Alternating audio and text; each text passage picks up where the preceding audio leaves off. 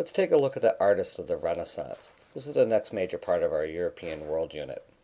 We're going to start off by taking a look at some of the major artists. We've got Brunelleschi, Michelangelo, Leonardo da Vinci, Raphael, and Sophonisba Anguissulo, she's an Italian artist. So these are the five people that we're going to spend some time with as opposed to doing all the artists of the Renaissance. But they'll give us a pretty good idea of how artists changed the way people were thinking during the Renaissance. Don't forget, the word Renaissance means rebirth, and in many ways these guys were rediscovering how to do art. Let's start with Brunelleschi. Filippo Brunelleschi's dates are 1377 to 1446, and we're going to see he's not just an artist, he's also an artist, an architect, an engineer, a metal worker. He's definitely a Renaissance man in the sense that he could do all sorts of different skills and all sorts of different artwork. Alright, the most famous thing that he's worked on is what's known as the Cathedral of Florence. That's a picture of it there on the right. And it's known as the Santa Maria del Fiore, and it was completed in 1436. Actually, he completed it in that year, but the cupola, that white thing at the top, wasn't finished until after his death, although he did design it. But the design was inspired by his study of ancient Roman ruins. So as a young man, Brunelleschi actually went down to Rome and saw these ancient buildings that had been standing at one time and was really inspired by classical architecture. And so when the opportunity to build the dome on the cathedral came up, he competed for that and he won the competition because his dome was very innovative. It was innovative because it used all sorts of techniques. For instance, the ribbing that you see, the white ribbing on the outside, and the fact that it actually has two domes. There's an outer dome and an inner dome, which actually lightened the dome, making it possible to build this massive dome over this cathedral, which for many years had been finished except for the dome because nobody could figure out how to put a dome on it. In fact, Brunelleschi is the guy who figured it out, and that's what actually helps to make him famous. Now, what also helped to make him famous was that in the process, he was forced to pay his guild dues. Now, being in a guild is like being in a union, and the guilds could control everything that an artist did. They could control what colors you used, what products that you created, what the shape, the design, the material, even the price that you could sell it for. So the guilds have been very powerful throughout the Middle Ages. What Brunelleschi did while building the cathedral's dome was he basically challenged the authority of the guilds. He refused to pay his dues. They tried to throw him in jail, but very quickly he was let out, and the reason why is because he was famous, and he was the only guy who knew how to build this dome. And so the city leaders decided he was more important as an architect than the guilds were as a sort of power authority, and so he was released from jail because without him, they just couldn't build a dome. And that's a really important story because it sets the stage for artists being able to take control of the work that they do. And up until this point, artists usually had to do what the patrons told them to do. The patron would tell them what colors to use and how to paint the picture and what they wanted in and out of it, and the artists didn't really have much freedom to do the art that they wanted to do. Brunelleschi, by challenging the guild, sets the stage for basically making it possible for artists to sort of have some more control over what they do, and really planted the seeds for what we today call artistic freedom. Okay, so again, his fame allowed him to be independent, and of course independent means that you can be the kind of artist you want to be. And that set the foundation for artistic freedom as a value. All right, so those are the two most important things about Brunelleschi, and again, he made it possible for the future artists to be able to do similar things. Here's some shots of the building that are worth looking at. If you look up in the top left, you can see actually where the ribbing of the dome exists and how he was able to sort of lighten that dome by having an interior and exterior dome. On the right-hand side, you can see that woman walking up the stairs. You can actually go to the top of the dome, but you have to walk between the inner and outer domes as you do so. And then again, here's another picture on the far left where you see the same thing. That's the pathway that you follow as you sort of wind your way up around the dome to the top of the dome. So it's a pretty impressive building, and in fact it still stands today, which is a monument to his engineering and his design skills, which of course, remember, he did without computers, and he had to do all the math and all the thinking through his head. Incredibly, he even had to invent things like giant cranes that could lift stone up to great heights. So again, his ideas of engineering were also just as important as his ability to be a sort of artist and an architect. Here's a really good shot from up above. This is Florence, and you can see the centerpiece of Florence is the cathedral. It sits right in the center of old Florence. And here it is again, close-up shot.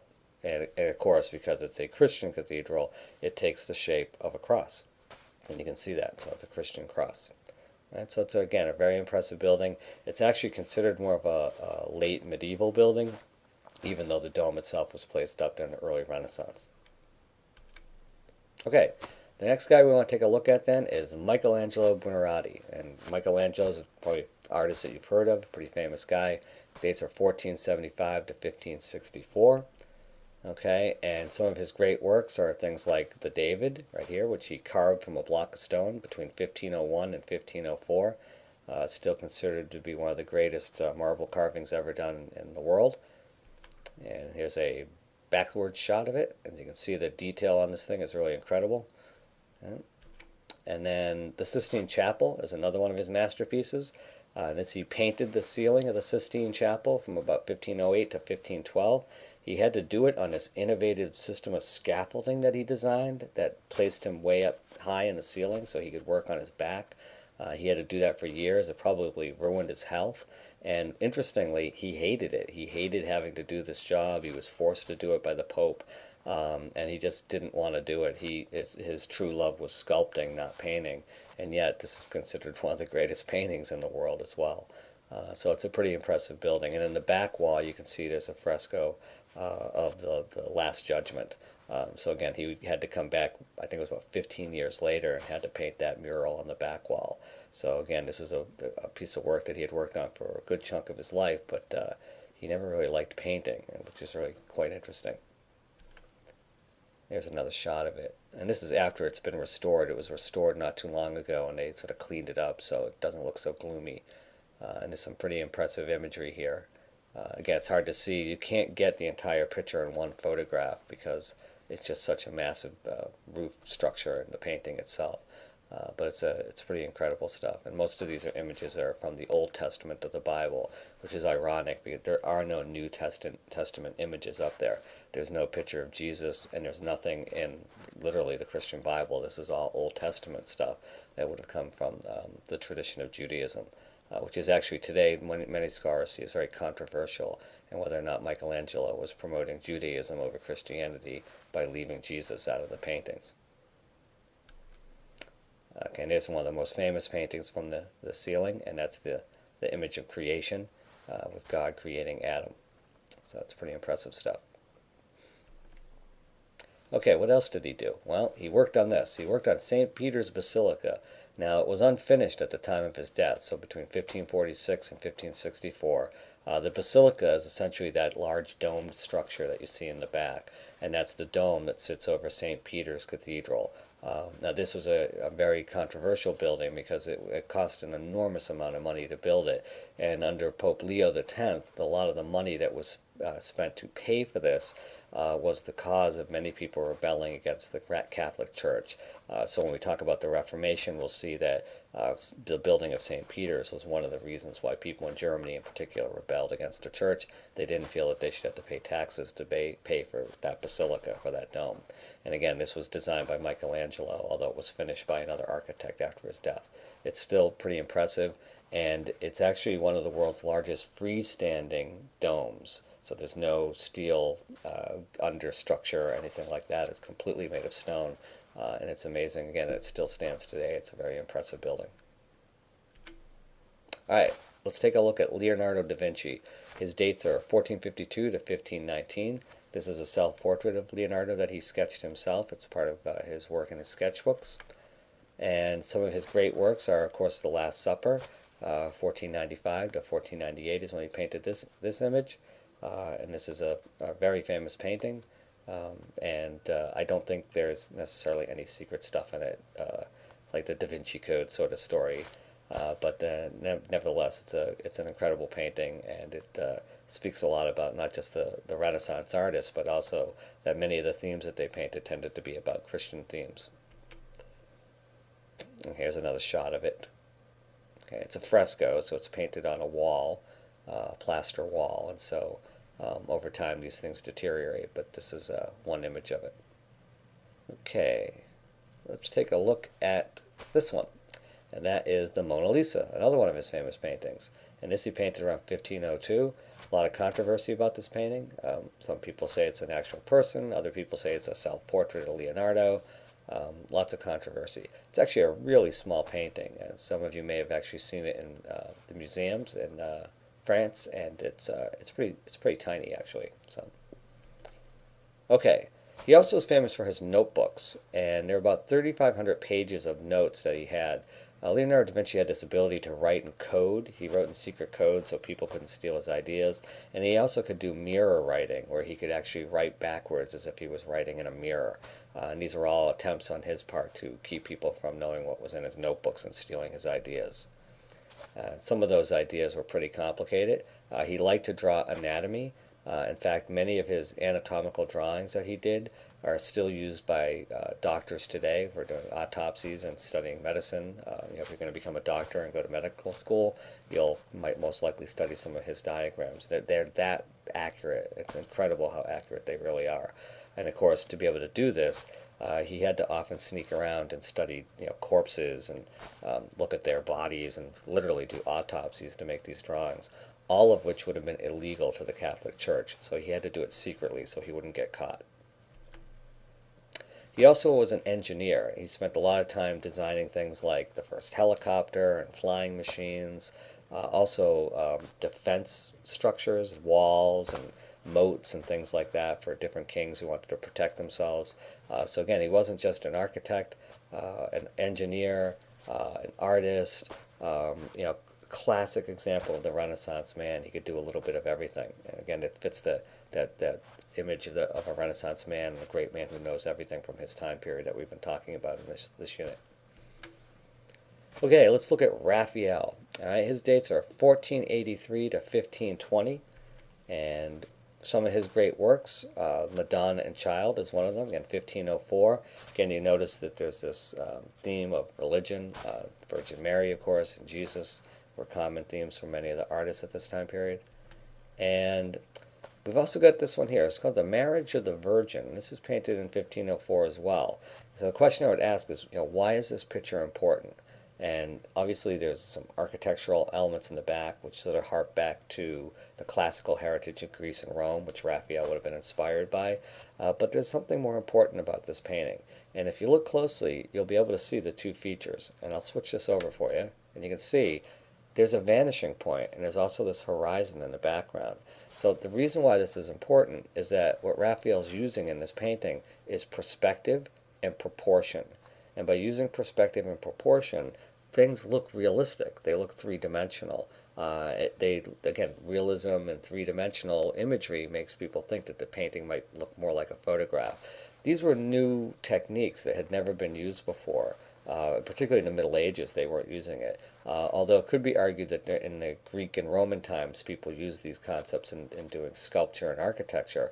But the ideas had been lost during the Middle Ages, and most of the artwork that people did during the Middle Ages was sort of one-dimensional and flat, and there was no sense of perspective and proportion. But in this case, the Renaissance artists, in particular Raphael, were able to sort of take this to a new extreme and do some really incredible things. Okay, he also painted an image known as the School of Athens, and he did this in 1509 to 1510. And this image is very important, and I'll show you why. Basically, it starts off by looking at the topic itself. The School of Athens would have been a school in which Plato and Aristotle and all the great ancient Greek philosophers would have attended. What it shows is the theme is a classical theme. So the artists of the Renaissance were really inspired by Greek and Roman classics. And there's no doubt in this case that ancient Greece inspired this painting. This painting is also very interesting because there's lots of hidden things in this painting. Again, it uses perspective and proportion. But I'll show you this little diagram here. And this will tell you who's who in the painting.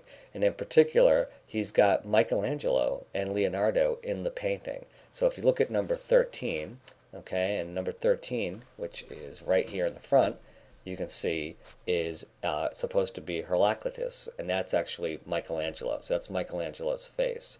And if you look at number 14, up here in the center part, that's actually supposed to be Plato, right? So this is Plato's School of Athens.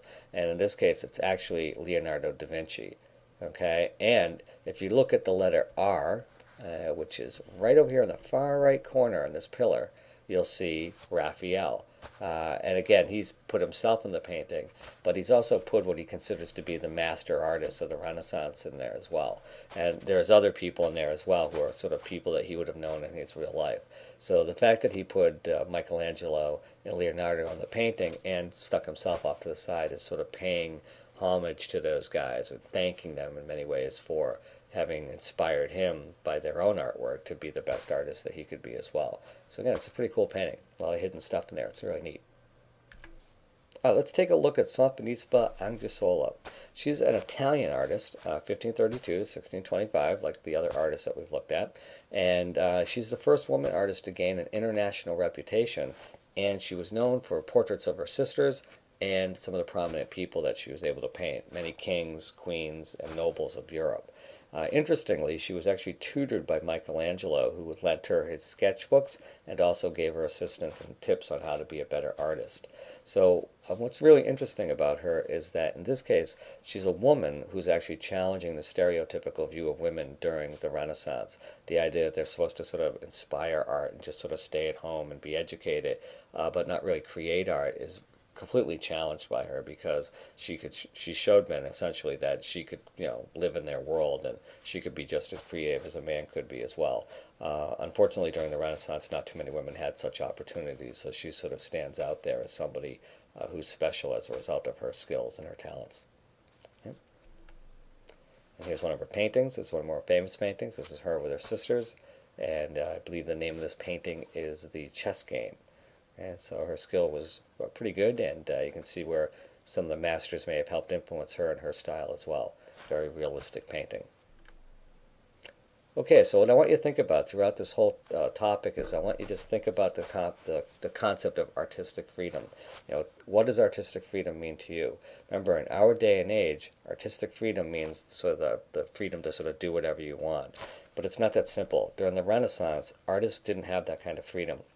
It wasn't until many of the artists who we just looked at, people like Michelangelo and Leonardo, became famous enough for their work that they could actually take control of their artwork. Prior to that, they had to do what the guild told them or do what the patron told them to do. And in many respects, that's the same case today. The quote-unquote starving artist is a stereotype we often think about. People want to do art, but how do you make a living at that? And so even today, many artists still rely on patrons to sort of financially support them so they can do the art that they want. But the idea that the artist has the freedom to choose to do what they want and why they want to do it is something that we value very much so in our society today, and is a reflection of our humanistic values, right? It's our influence of humanistic philosophy upon us.